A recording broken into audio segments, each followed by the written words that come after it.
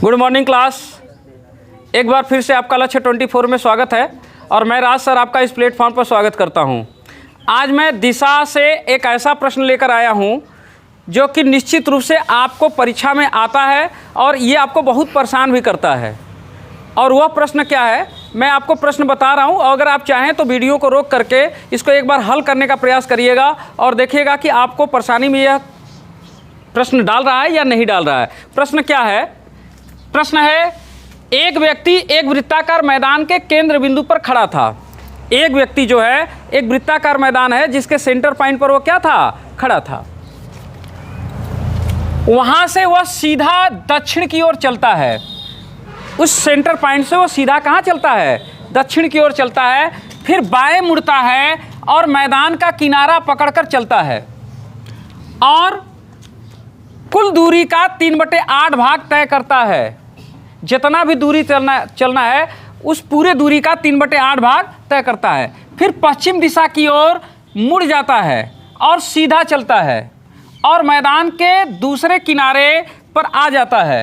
अब वह प्रारंभिक स्थान से किस दिशा में है? यही प्रश्न आपको हल करना है। आप चाहें तो वीडियो को रोक करके ना देख करके इसको हल कर सकते हैं। एक बार हल करने का प्रयास करिएगा और देखिएगा आपको कहाँ पर दिक्कत आ रहा है। मैं आपको ये प्रश्न कराने जा रहा हूँ। ओके, थोड़ा ध्यान दीजिएगा।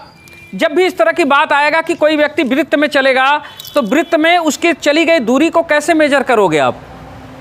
पूरी दूरी का, अगर उसने कहा कि पूरी दूरी का 3/8 भाग वह चल चुका है तो इसका मतलब पूरी दूरी वृत्त में कैसे मेजर करेंगे आप? कैसे नापेंगे? ये बड़ा कठिन बात है।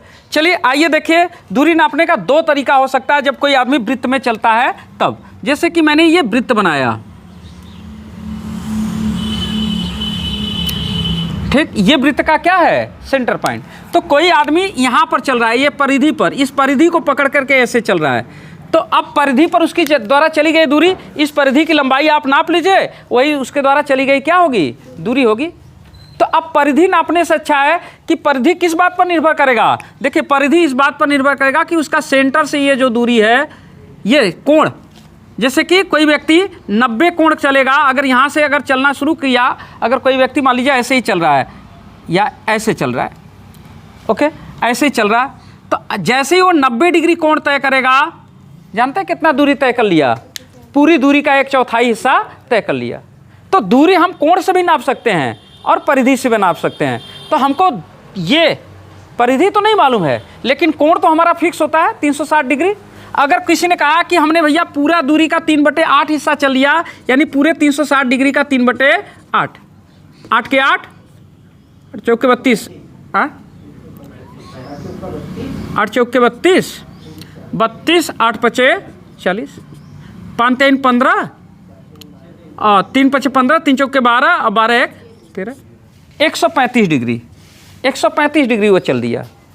ओके, तो 135 डिग्री आप निकाल सकते हैं, परिधि पर आप काउंट नहीं कर सकते हैं। मेरी बात समझ आई कि नहीं? तो जब भी इस तरह का प्रश्न दे और कहे कि पूरी दूरी का इतना चल दिया, तो आप कोण के सहारे चलिए, परिधि के सहारे मत चलिए। यही आपसे बार बार दिक्कत हो जाएगा। तो यही मेरा मेन समझाने का अर्थ था। समझ आया कि नहीं बात? अब हम समझ गए हैं कि अगर हमको वृत्त में अगर दूरी कैलकुलेट करने के लिए कहे और वह दूरी हमको परिधि का नहीं मालूम है तो हम कहाँ पर आकर दूरी कैलकुलेट करेंगे? कोण पर। जैसे कि अगर हम 180 डिग्री कोण तय कर लें तो 180 डिग्री कोण तय करने का मतलब आदमी यहाँ से चला और 180 डिग्री करके यहाँ पर पहुँच गया, तो पूरा वो कोण देखें तो आधा कोण चल गया पूरा 180 डिग्री, और यहाँ से दूरी भी क्या हो गया? आधा हो गया। बात समझाया कि नहीं? कोई डाउट रहेगा इसमें? नहीं। तो यही बात मुझे समझाना था। अब आइए हम अपने प्रश्न पर आते हैं। अब बड़े आराम से इस प्रश्न का जवाब आप दे सकते हैं। तो दूरी कभी भी वृत्त पर अगर दूरी कैलकुलेट करना हो तो परिधि पर भी परिधि पर चली गई दूरी उसके कोण पर ही निर्भर करेगा। जितना कोण चलेंगे उसी के हिसाब से क्या होगी? दूरी होगी। तो हम क्यों ना कोण को लेकर के चलें? मेरे कहने का सेंस है। बात समझाया कि नहीं? चलिए आइए देखिए, ये हमने एक वृत्त बना दिया, ठीक, और ये व्यक्ति कहाँ पर खड़ा था? इसी सेंटर पॉइंट पर एक व्यक्ति खड़ा था। तो एक व्यक्ति को यहाँ सेंटर पॉइंट पर हमने क्या कर दिया? खड़ा कर दिया। यहीं पर सेंटर पॉइंट पर था वो व्यक्ति खड़ा। तो कह रहा कि एक व्यक्ति एक वृत्ताकार मैदान के केंद्र बिंदु पर खड़ा था, वहाँ से वह सीधा दक्षिण की ओर चलता है। तो हमारे पास 4 दिशाएं होती हैं और हम अच्छी तरह से चारों दिशाएं जानते हैं। भैया दाहिने हाथ पूरब होता है और बाएं हाथ क्या होता है, पश्चिम की दिशा होती है। ऊपर उत्तर होता है और नीचे क्या होता है, दक्षिण की दिशा होती है। तो यही 4 दिशाएं होती हैं।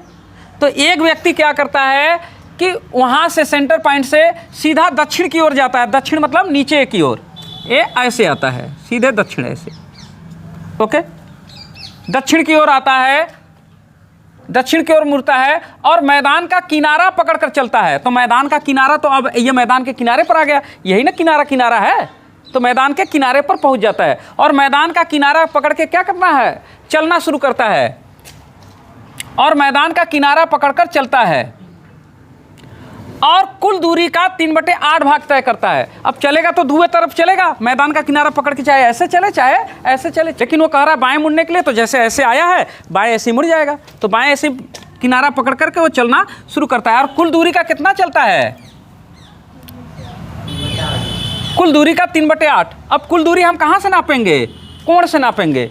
तो कोण पर पूरा कोण कितना होता है, 360 डिग्री होता है। तो 360 का निकाल लें 3/8,